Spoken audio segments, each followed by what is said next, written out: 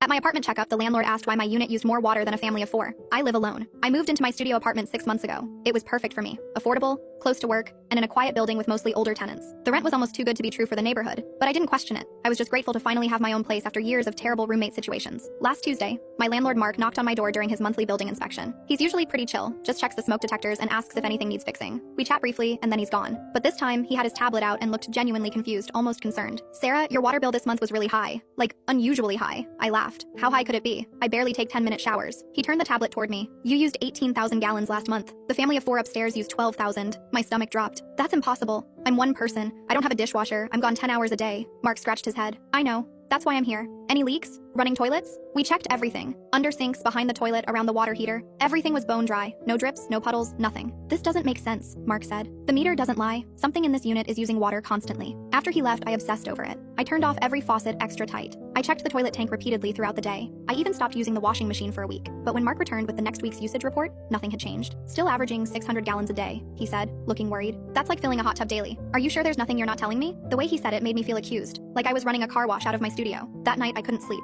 I kept thinking about where 600 gallons could possibly go daily. That's 40 showers. I got up at 2 a.m. and walked through my apartment in the dark, listening.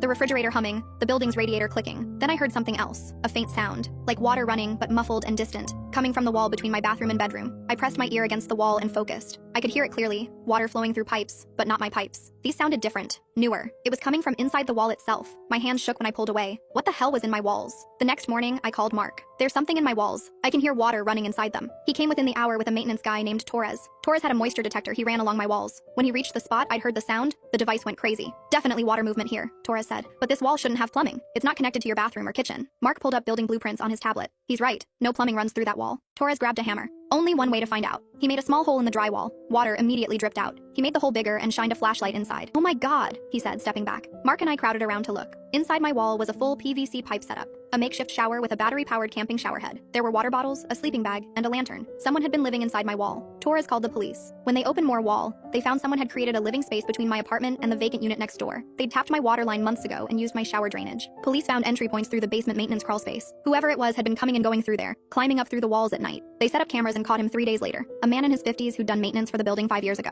He knew the layout, knew which units were vacant, knew how to access the spaces between walls. He'd been living inside the building's walls for nearly 2 years, moving between vacant units and using tenants' utilities without anyone knowing. My apartment was his latest spot because the vacant unit next door gave him more space. Mark covered the repair cost and gave me 2 months free rent. He also paid for me to stay in a hotel for a week while they checked every wall in the building and sealed all crawl space access points. I still live in that apartment, but I sleep with my bedroom door locked now. And sometimes, late at night, I still press my ear against that repaired wall to make sure I don't hear anything except silence. The water bill is normal now. Just me and my 10-minute shower.